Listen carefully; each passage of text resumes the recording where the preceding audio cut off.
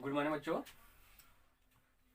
जैसा कि पहले पार्ट में आप लोग को पढ़ाया गया था, फसल फसल कितने प्रकार की होती है,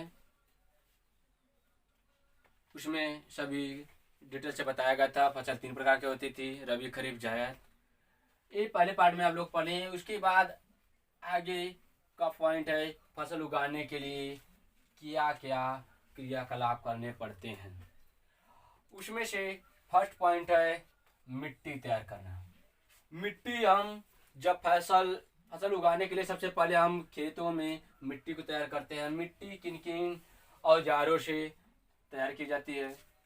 इसमें कृषि औजार कुछ होते हैं। अब हल, कुदाल और कल्टीवेटर जो ट्रैक्टर होता है, इससे हम लोग मिट्टी तैयार करते हैं। प्राचीन काल में हल से मिट्टी तैयार की जाती है, जिससे अधिक वक्त लग जाता था, जिसके कारण अब हमारा एक एक से टेक्नोलॉजी आ गई है, जिससे हमारा कम समय में अधिक खेत को हम जोत सकते हैं। ये तो हो गया मिट्टी तो तैयार करना। अब अब तैयार करने के बाद जैसे कि क्या होता है कि खेत की जुताई करने के बाद क्या क्या आवश्यक होता है? उसमें बुआई करने की। अब बुआई कैसे करते हैं? बुआई भी हम कृषि औजारों के द्वारा करते हैं। जैसे ट्रैक्टर हो गया, ट्रैक्टरों के द्वारा बुआई करते हैं। और इत्यादि जैसे कल्टीवेटर हो गया, हल हो गया, इत्यादि के द्वारा हम जैसे बुआई करते हैं। अब उसके बाद थर्ड पॉइंट है खाद एवं उर्वरक। जैसे अब बुआई करने के बाद जब फसल कुछ पैदा हो जाती है तो उसमें क्या किसकी आवश्यकता होती है? खाद एवं उर्वरक की।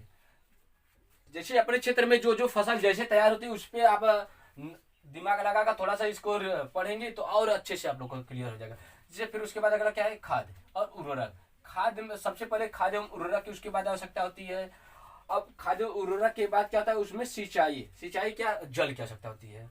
जल में क्या करते हैं? जल भी हम विभिन्न माध्यम के द्वारा करते हैं। जैसे नहर, ट्यूबवेल, नलकूपों के द्वारा हम लोग सिंचाई करते हैं। अब सिंचाई करने के बाद क्या करते हैं? उसमें खरपतवार से सुरक्षा। मतलब कि क्या होता है खरपतवार? क्या होता है? अगर फसल जो होती एक ही प्रकार की जब फसल बोई जाती है, बीज बोया जाता है, तो उसमें जो भी खरपतवार जो घास ओस होते हैं उसको निकालने के लिए, या तो हम कह सकते हैं कि जहाँ पर खेती की सिर्फ गेहूं की गई है उसमें जो भी विभिन्न प्रकार के पादप उग जाते हैं, वही हमारा क्या कहलाता है? उस गेहूं का खरपतवार। खरपतवार से सुरक्षा कर लेते हैं। उसके बाद खरपतवार से सुरक्षा करने के बाद कुछ समय बाद क्या होता है? उसमें की कटाई की जाती है।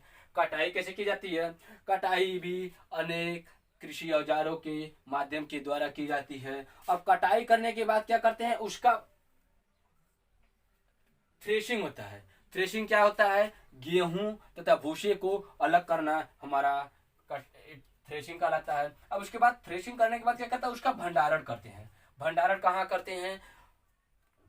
कार्यालयों में जो बीज भंडार होते हैं वहां पर हम लोग जाकर भंडारण कर लेते हैं, जिससे हमारे फसल अच्छे तरीके से जो भी क्रियाकलाप है पता चल गया। तो ये तो हो गया हमारा मिट्टी तैयार करना, बुआई, खाद्य उर्वरक, सिंचाई, खरपतवार से सुरक्षा, कटाई एवं भंडारण। ये हो गया। तो ये क्या थे? फसल उगाने के लिए जो क्रियाकलाप करने पड़ते हैं किसान को, वो था। अब इसके बाद हम अगला पॉइंट पढ़ते हैं उर्वरक और खाद में अंतर। उर्वरक क्या होता है? ये मानव के द्वारा कार्यालयों में तैयार किया जाता है। क्या होता है? मानव के द्वारा कार्यालय में तैयार किया जाता है। और खाद क्या होता है? ये गोबर पौधे से खेतों में तैयार किया जाता है।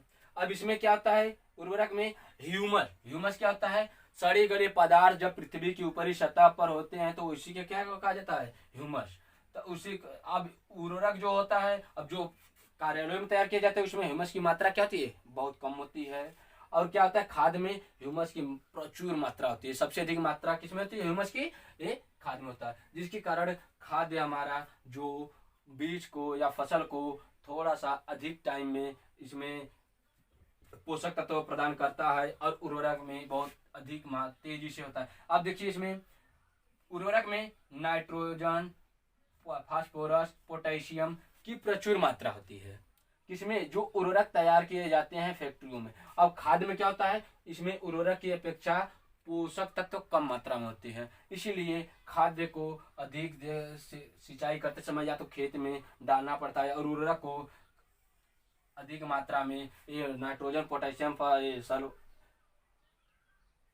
फल अधिक मात्रा में हो जाने के कारण इसकी फसलें, इसलिए इसका अधिक उपयोग दैनिक जीवन में हो गया है। और इसका देखिए खाद्य का हम लाभ देखते हैं।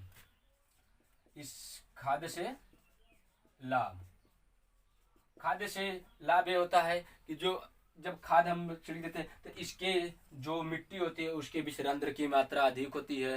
रंध्र से क्या होता है कि सभी जो भी ऑक्सीजन लेती है, ऑक्सीजन हवा जो होता है जो बीज के जड़ों तक पहुंच जाता है। ये तो उसके में हो गया कि रंध्र की संख्या। और उसके बाद क्या होता है खाद में ह्यूमस की मात्रा अधिक होती है। उसके बाद क्या होता है कि इसमें जो मिट्टी तैयार होती है, इसमें मिट्टी तैयार करने की सांद्रता अधिक होती है। अब इसमें एक खाद के लाभ हो गए। अब इसके बाद जो भी अगली पॉइंट होगी उसको कल अगले वीडियो में प्रोवाइड किया जाएगा। और इतना जो भी बताया गया है इसको अब बुक से एक बार रिवाइज कर लेंगे तो लगभग में ये सब आप लोग को क्लियर हो जाएगा। इसके बाद धन्यवाद।